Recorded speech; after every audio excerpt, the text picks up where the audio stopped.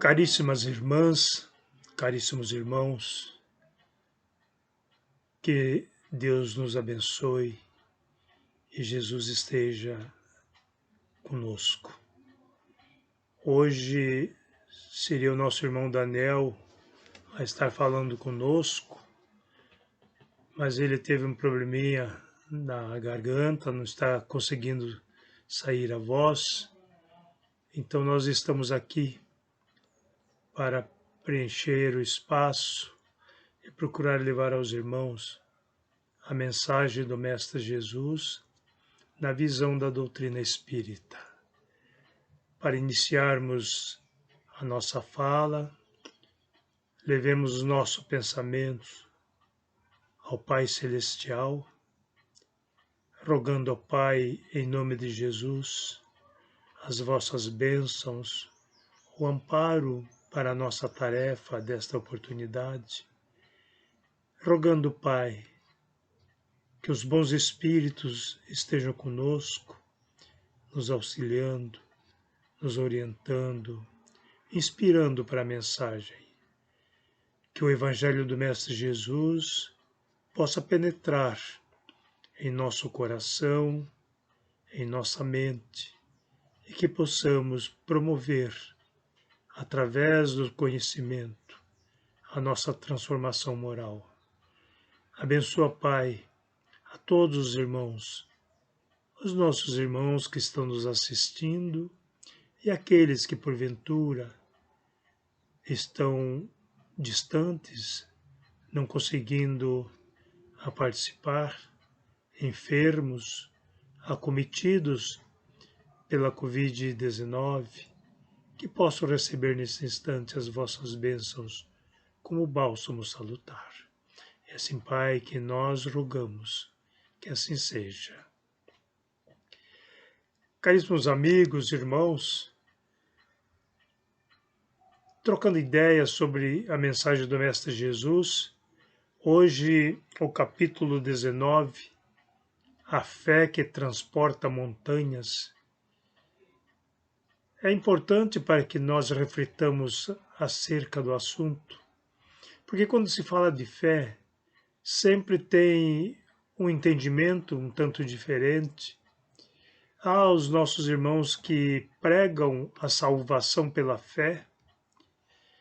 Nós da doutrina espírita pregamos a salvação pela caridade, mas não renegamos o poder da fé, porque a fé para nós é a alavanca que nos impulsiona às nossas realizações.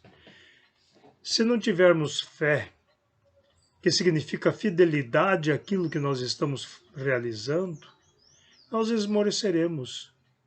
Então, a fé, nós poderíamos dizer aqui, na fé religiosa, quando estamos voltados à espiritualidade, procurando estar na busca da verdade espiritual, então isso se chama fé, a nossa determinação, a nossa fidelidade aos ensinamentos do Evangelho de Jesus, aos ensinamentos já com uma visão mais ampla da espiritualidade que hoje nos orienta. Então, isto é fé divina ou fé espiritual, sabendo que temos outros tipos de fé, que é a fé humana, a nossa determinação para conquistarmos um ideal, para levarmos a sério o nosso trabalho profissional. Isso também é fé, porém é considerado como fé humana. Hoje, para enfatizarmos bem a história ou então a realidade da fé, nós vamos lembrar Jesus logo depois que ele desce do monte onde ocorreu a transfiguração, que aparece Moisés e Elias a conversar com ele. Eles, descendo do monte, levava com ele os 3 discípulos que sempre estavam nesses momentos, que eram Pedro, Tiago e João. Então ele, chegando à multidão, logo vem um homem atribulado, angustiado, aflito, dizendo: Senhor, tem piedade do meu filho, que é lunático, que sofre muito. Muitas vezes é lançado ao fogo, outras vezes à água. E eu os apresentei aos seus discípulos, porém eles não puderam curá-lo. Jesus olha aquele cidadão, aquelas pessoas, e diz: ó raça incrédula, até quando estarei convosco? Raça incrédula e perversa. E, consternado, diz: traz aqui o menino. E eles lhe trouxeram. E Jesus estendeu a mão e determinou que aquele espírito se afastasse do garoto. E o menino ficou curado. Os discípulos, observando aquilo, em particular, perguntaram a Jesus: Mestre, por que nós não podemos curá-lo? E Jesus diz: por causa da vossa pouca fé. Porque se tiverdes fé como um grão de mostarda, direis a este monte: transporta-te daqui para acolá, e ele será transportado. Mas para afastar essa casta de espírito, é necessário oração e jejum. Então vejamos, amigos, eu fiz uma colocação de acordo com as minhas palavras, não foi exatamente ipsi verbis, mas sem fugir do texto. E Jesus então fala para eles sobre a fé. A fé como um grão de mostarda. Não é do tamanho de um grão de mostarda. Ouvimos muitas vezes as pessoas, pregadores, falando que Jesus disse de fé do tamanho. Não, Jesus disse fé como um grão de mostarda. Significa termos fé viva, que germina, que cresce, que dá frutos. Se nós tomarmos uma semente e colocarmos sobre o solo, cobrirmos de terra, ela germinará. E com a sua força removerá a terra que a sufoca e crescerá. Então Jesus compara a fé com a semente que tem vida, que germina, que cresce. Então poderíamos dizer que todos nós temos o embrião da fé em nós. Mas é necessário que façamos com que ela cresça. Muitas vezes é só a semente, ainda não germinou. E como é que ela poderá germinar? Com a nossa vontade, com a nossa determinação, com a nossa dedicação às coisas santas, diríamos, na prática do bem, do amor, da paz. Isto é fé. Para que nós possamos então ter a determinação que quem tem fé não se abala. Allan Kardec nos fala sobre a fé inabalável, que é aquela que pode encarar a razão face a face em qualquer época da humanidade.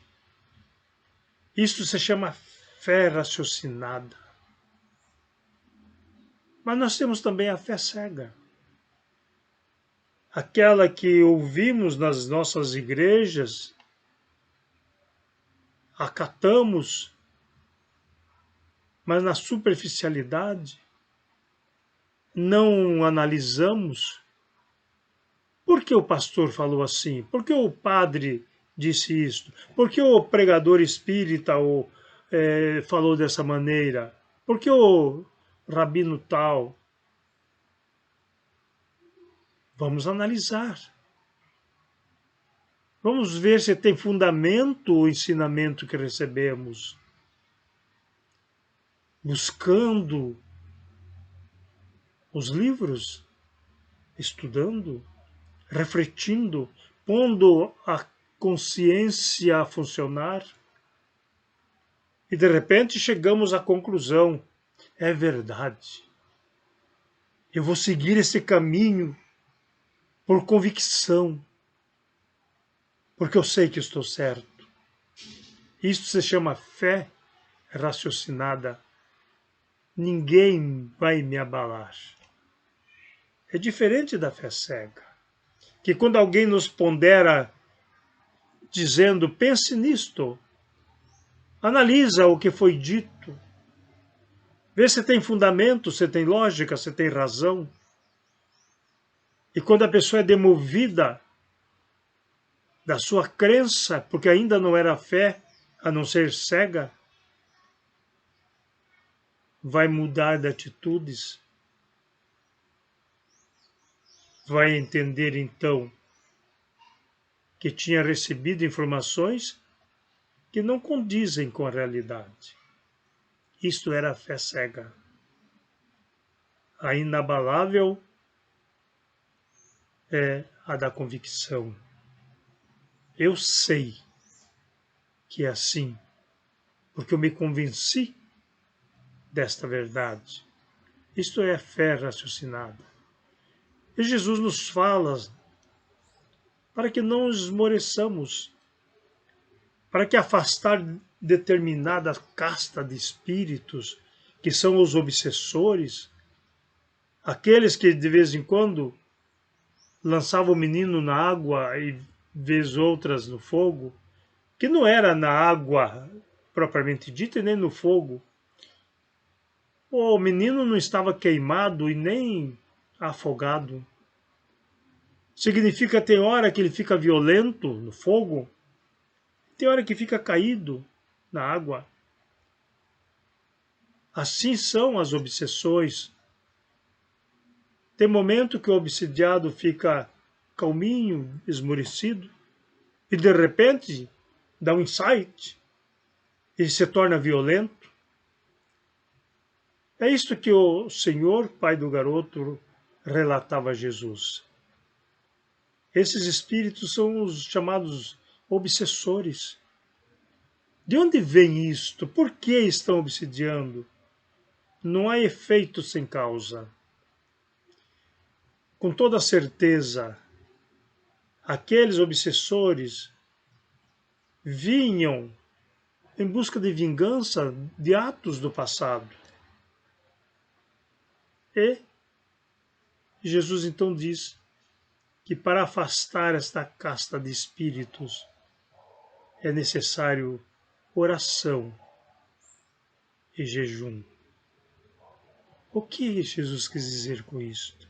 O que é jejum? Não é ficar sem comer. Não é o jejum estomacal. Olha, eu vou ficar 2 dias sem comer para que esse espírito se afaste. Eu vou me enfraquecer e é capaz de ser, inclusive, influenciado por ele. Porque eu me enfraqueço organicamente, a mente se perturba e eu sou presa de obsessores também. Jesus fala de jejum de pensamento, para que nós possamos estar com pensamento elevado e oração. Não se ora sem pensamento limpo.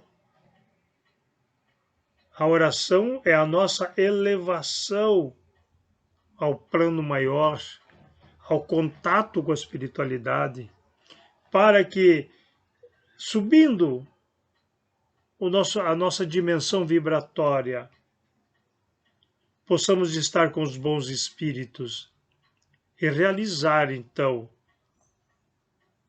as obras do bem em favor daqueles que necessitam. Nós poderíamos falar aqui sobre vários assuntos. Nós temos aqui neste capítulo a parábola da figueira seca. Eu quero falar rapidamente sobre isto, mas consta que quando Jesus estava saindo ali da Cesareia, ele viu uma figueira ao longe. Quando eu falei Cesareia, entendam Betânia. Ele viu uma figueira e ele estava com fome. Então foi à figueira para apanhar figos. Porém, lá não encontrou figo algum. Então ele diz à figueira que ela deve secar. E consta que depois a figueira realmente secou. Aí diz assim, mas Jesus rogou uma praga na figueira? Amaldiçoou uma figueira, como Pedro fala, a figueira que amaldiçoaste. Nós não atentamos que esse texto é uma parábola, não é uma passagem. Há de se distinguir entre parábola e passagem. Passagem evangélica ou bíblica, mas nós estamos falando das evangélicas, é quando relata uma ocorrência. O caso do menino lunático é uma passagem. O caso da figueira, uma parábola, uma história que tem um cunho moral, fundamento moral. Então, aquele que não dá frutos é a figueira que vai secar. É isto que Jesus se refere. O homem que vive por viver, que não se dedica a uma causa, ele passa em brancas nuvens, vai secar. E Jesus então nos alerta ou adverte para que sejamos frutíferos. E o que é ser frutífero na senda do amor? Sermos solícitos, solidários, fraternos, estarmos a serviço do próximo como samaritano, sem perguntar quem é o próximo, mas atendendo nas suas necessidades, socorrendo-os no momento que ele necessita. Seja nossos familiares ou estranhos, e até mesmo os inimigos, porque atender o amigo é apenas um ato de solidariedade, mas socorrer o inimigo é a caridade sublime. Desde que nós estejamos desprendidos, sem quaisquer tipos de interesses, atender pelo momento que a pessoa necessita, sem cobranças, sem alegações. Então, isto é caridade. Isto é exercitar o nosso dom do amor. Para isso, é necessário que tenhamos fé, para que naquele instante nós estejamos convictos de que somos instrumentos de Deus, Emmanuel nos fala que Deus atende às criaturas através das criaturas. Não é milagre. Jesus nunca falou que realizou milagres. Mas está lá em João 14. Crede em Deus, crede também em mim, e fareis as obras que eu faço, e outras maiores fareis. Ele não falou, fareis os milagres que eu faço, mas as obras, pôr a mão nas massas. É assim que Jesus nos ensinou. Então, muitos riem de os espíritas falar que é a caridade que nos salva. Eu sempre conto uma história de um padre que nos deixou há poucos dias. Certa feita, ele estava num determinado lugar e chegou uma senhora e lhe fez a seguinte pergunta: Padre, há muito tempo eu tenho vontade de lhe perguntar. Eu vou fazer agora. Ele disse: Pois não, meu irmão. Se o senhor não fosse padre, qual seria a sua religião? Ele se voltou àquela senhora e disse: Eu seria espírita. Ela levou um susto. Espírita, padre?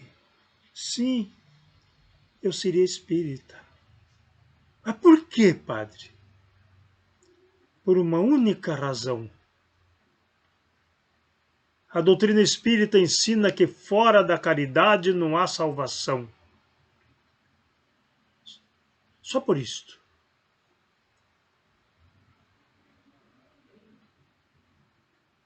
Então eu digo aos irmãos, não é a doutrina espírita que nos salva, mas é a caridade, que é o desprendimento, o estar a serviço. Quando os discípulos se enfurecem porque a mãe de Tiago Maior e João pede a Jesus um lugar ao seu lado, quando estivesse no seu reino, ele se enfurece, mas por que esses dois querem um lugar de destaque e nós? Logo Pedro, que se colocava sempre como o principal discípulo. Então Jesus, vendo aquilo, nos chama a atenção. Os príncipes das nações têm seus vassalos, dão ordens, mandam que venham, que vão. Mas entre vós não pode haver contendas. Aquele que quiser ser o primeiro, seja o servidor. Porque o Filho do Homem não veio ao mundo senão para servir. Reflitamos sobre isto. Muitas vezes alguém nos fala, eu sou servo de Jesus. Nós estamos invertendo os papéis. Jesus é que veio para servir. É Ele que tem. Nós somos os necessitados. E aquele que necessita não serve. Então nós temos Jesus como o nosso servo, aquele que tem para oferecer. Não obstante, queridas irmãs e irmãos, muitos outros necessitam de nós porque são mais fracos do que nós, são mais necessitados, mais carentes do que nós. E é a estes que nós temos que ser servidor. E nada melhor do que servirmos ao próximo com Jesus. Esta é a mensagem. Estarmos a serviço do bem, do amor a cada instante da nossa vida. Dizer, mas eu não consigo, eu ainda sou impetuoso.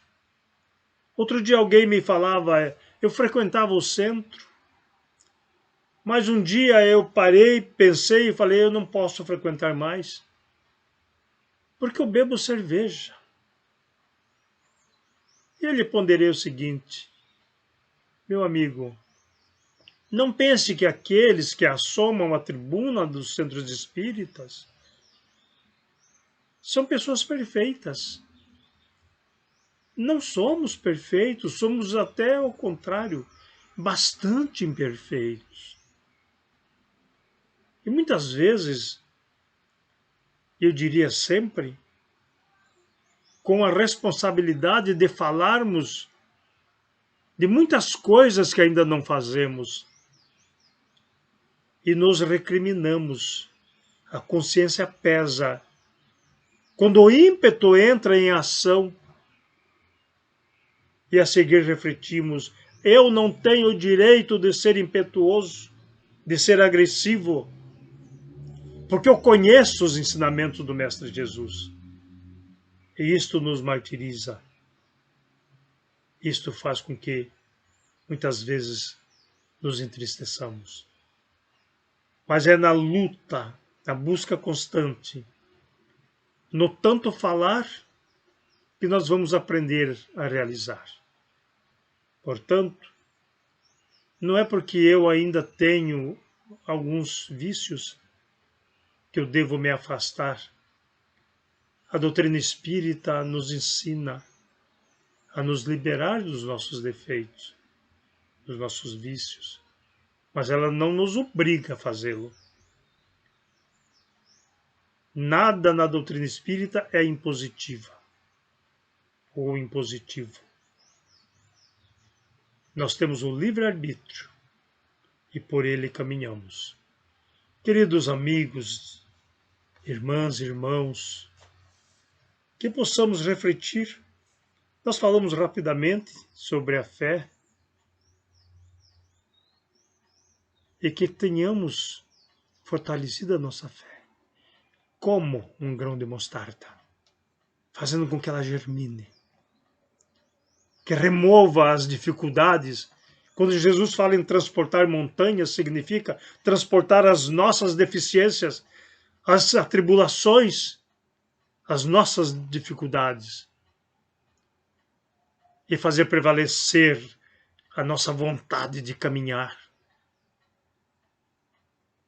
sempre com espírito fraterno, solidário, fazendo com que no nosso íntimo germine o amor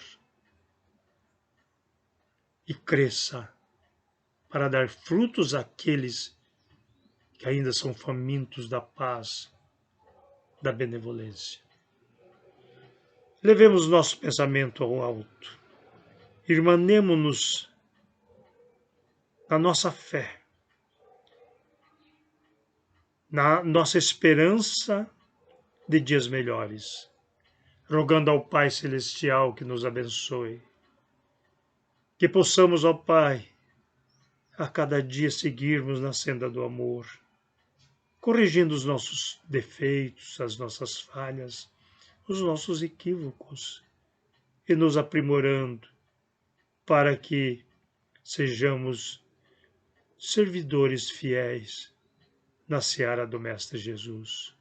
Que os bons espíritos fluidifiquem as águas colocadas nesse instante, colocando nela bálsamos curadores, e aqueles que delas se servirem, que possam ser atendidos nas suas necessidades.